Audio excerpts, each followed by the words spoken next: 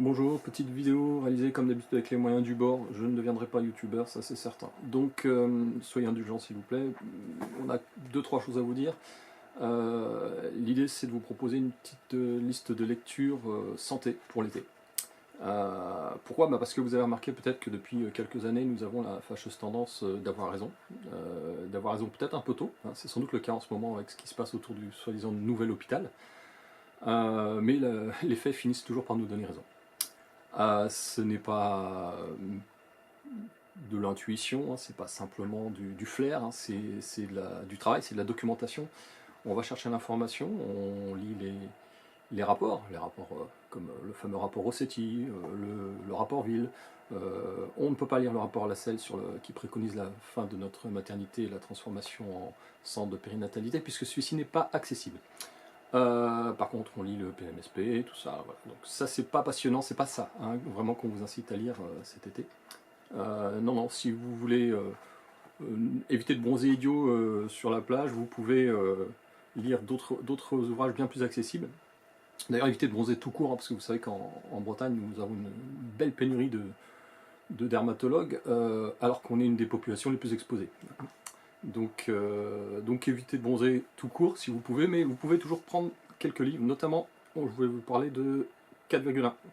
C'est le livre qui, cette année, a ouvert la fenêtre médiatique et politique sur la question des petites maternités. Alors, les auteurs sont partis de ce chiffre, 4,1 pour 1000, c'est le taux de mortalité infantile de notre pays, et c'est un chiffre qui ne cesse d'augmenter depuis 2020.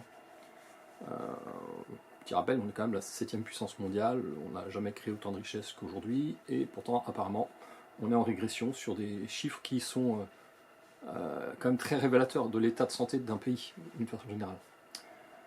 Les auteurs sont allés un petit peu partout en France pour essayer de comprendre ce qui se passe. Je vous raconte pas tout, hein, à vous de le lire. Hein.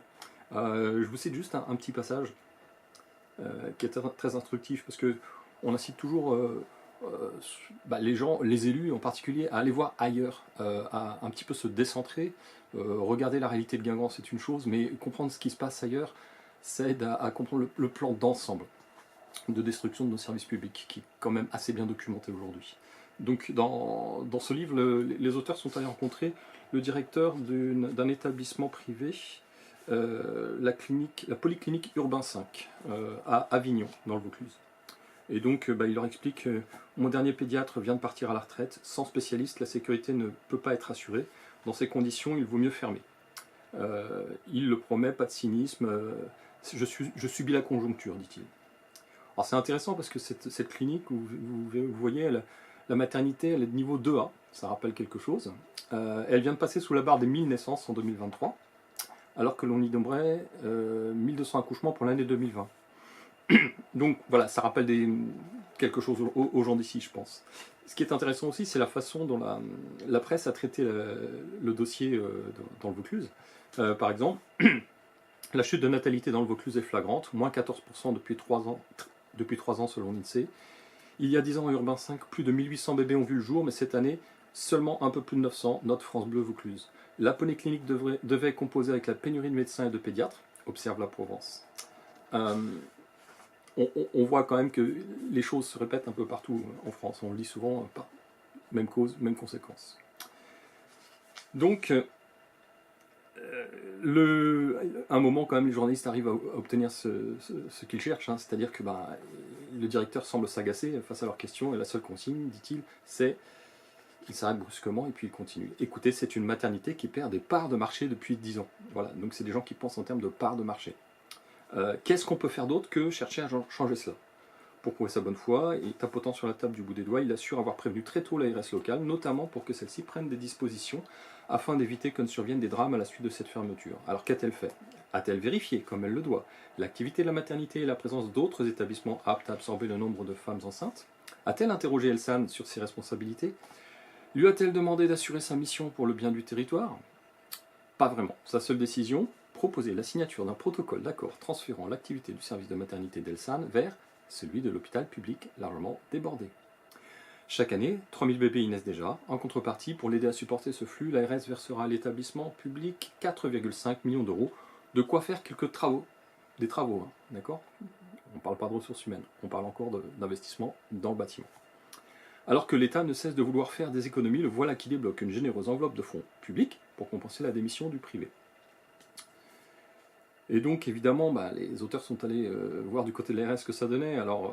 Et là on leur dit, lorsqu'un opérateur décide de cesser son activité, nous pouvons nous opposer à une fermeture, mais nous n'avons pas de réel pouvoir de coercition pour lui demander de maintenir ses activités de soins.